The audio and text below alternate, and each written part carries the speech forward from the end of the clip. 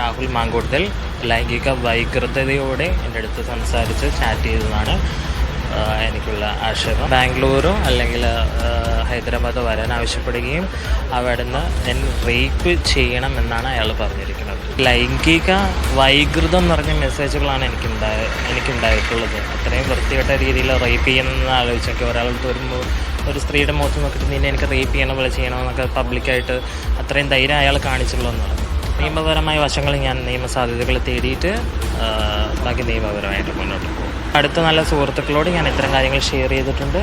മാത്രമല്ല ഇന്നാണ് ഞാൻ BJPയുടെ പാലക്കാട് ജില്ലാ അധ്യക്ഷനായിട്ട് ഇത്തരം കാര്യങ്ങൾ ഷെയർ ചെയ്യണത്. ഈ വാർത്തയുടെ വിശദാംശങ്ങളുമായി ലിഡിയ ജേക്കബുണ്ട് കൊച്ചിയിൽ നിന്ന്. ലിഡിയ, ഈ യുവതി പരാതി നൽകുമെന്ന് പറഞ്ഞിട്ടുണ്ട്. ജിൻസ്, നിയമപരമായി മുന്നോട്ട് പോകും എന്ന് തന്നെയാണ് അവന്തിക പറയുന്നത്. കേസ് അടക്കം നിയമോപദേശം നേടിയ ശേഷം കേസിനും മറ്റു കാര്യങ്ങൾക്കുമായി മുന്നോട്ട് പോകും എന്ന് തന്നെയാണ് അവന്തിക പറയുന്നത്. രാഹുൽ മാങ്കൂട്ടത്തിനെതിരെ പരാതിയുമായി കൂടുതൽ ആളുകൾ രംഗത്ത് വരുന്ന കാഴ്ച തന്നെയാണ് കാണാൻ സാധിക്കുന്നത്. ഏറ്റവും പുതിയ പരാതിയാണ് എറണാകുളം സ്വദേശിനിയായ ട്രാൻസ്ഫർ യുവതിയായിട്ടുള്ള അവന്തിക ഉന്നയിച്ചിരിക്കുന്നത്. അതേ പരാതികൾ തന്നെയാണ് റിനി ഉന്നയിച്ച് അതുപോലെയുള്ള സമാനമായിട്ടുള്ള പരാതികൾ തന്നെയാണ് അവന്തികയുടെ ഭാഗത്തു നിന്നുള്ളത്.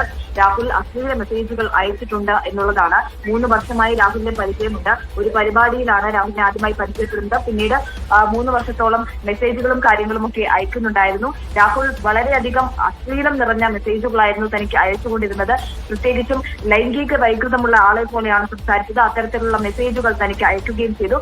തന്നെ റേപ്പ് ചെയ്യണമെന്നടക്കം രാഹുൽ ആവശ്യപ്പെട്ടു. ഹൈദരാബാദിലും ബാംഗ്ലൂരിലും ഒക്കെ കൊണ്ടുപോയി റേപ്പ് ചെയ്യണമെന്നടക്കമുള്ള കാര്യങ്ങൾ, അത്തരത്തിൽ വളരെ അശ്ലീലകരമായിട്ടുള്ള കാര്യങ്ങളാണ് രാഹുൽ സംസാരിച്ചതെന്ന് ആണ് യുവതി പറയുന്നത്. മാത്രമല്ല, ഇത്തരത്തിൽ തനിക്ക് ഇത്രയും നാളും ഇത് പുറത്തു പറയാനുള്ള ധൈര്യം ഉണ്ടായിരുന്നില്ല. പക്ഷേ കൂടുതൽ സ്ത്രീകൾ തുറന്നു പറഞ്ഞ് രംഗത്തെത്തുന്നത് കണ്ടപ്പോൾ ആണ് തനിക്ക് ഇത്തരത്തിൽ ധൈര്യം ഉണ്ടായത്. താൻ BJP പ്രവർത്തകയാണ്.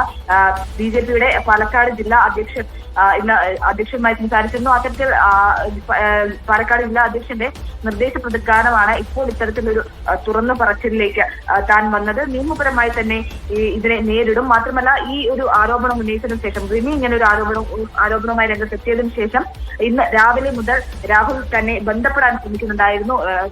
തനിക്ക് രാഹുലിന്റെ കോളുകൾ പല പ്രാവശ്യം വന്നിരുന്നു. പക്ഷേ താനത് എടുത്തിരുന്നില്ല, താൻ സംസാരിച്ചിരുന്നില്ല.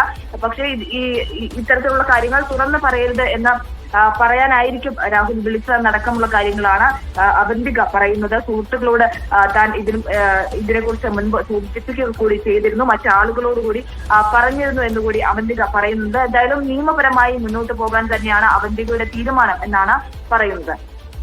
ലിഡിയ, ഈ അശ്ലീല മെസ്സേജുകൾ അയച്ചു, റേപ്പ് ചെയ്യണമെന്നൊക്കെ ഭീഷണിപ്പെടുത്തി, അങ്ങനെയൊക്കെ പറയുന്ന കാര്യങ്ങളിൽ തെളിവുകളുണ്ടോ ഈ യുവതിയുടെ കയ്യിൽ? ടെലഗ്രാമിൽ ആണ് ഇത്തരത്തിലുള്ള മെസ്സേജുകൾ അയച്ചത് എന്നാണ് പറയുന്നത്. ചില ചാറ്റുകൾ തന്റെ കൈവശമുണ്ട്. പക്ഷേ ഭൂരിഭാഗം ചാറ്റുകളും ടെലഗ്രാമിൽ കൂടിയാണ് അയച്ചത്. അതുകൊണ്ട് തന്നെ അത് വൺ ടൈം ആയിട്ട് അയച്ചതുകൊണ്ട് തന്നെ അത് പല ചാറ്റുകളും തന്റെ കൈവശമില്ല.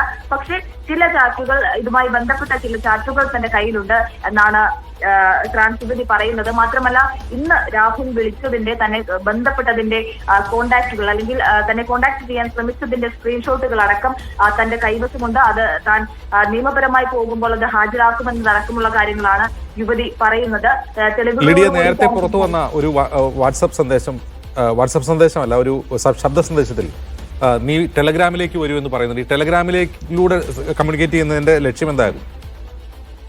ടെലഗ്രാമിൽ വൺ ടൈമായി അയക്കാൻ സാധിക്കുമെന്നാണ് അറിയാൻ സാധിക്കുന്നത്. അതുകൊണ്ടാണ് ഇത്തരത്തിൽ തെളിവുകൾ ഇല്ലാതിരിക്കാനായിരിക്കും ടെലഗ്രാം വഴി ബന്ധപ്പെടാൻ ശ്രമിച്ചത് എന്നാണ് നമുക്ക് അറിയാൻ സാധിക്കുന്നത്. ഈ അവന്തികയും പറയുന്നത് അപ്രകാരമാണ്.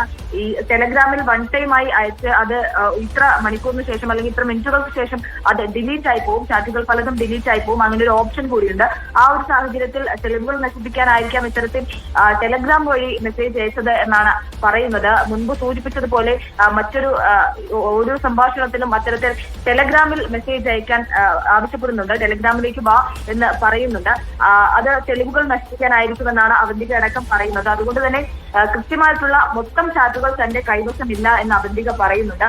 മാത്രമല്ല എന്നാൽ ചില ചാറ്റുകൾ ഇത്തരത്തിലുള്ള ചില ചാറ്റുകളും തന്റെ ഇതിന്റെ സ്ക്രീൻഷോട്ടുകളും കാര്യങ്ങളും തന്റെ കയ്യിലുണ്ട് എന്നാണ് അവന്തിക പറയുന്നത്.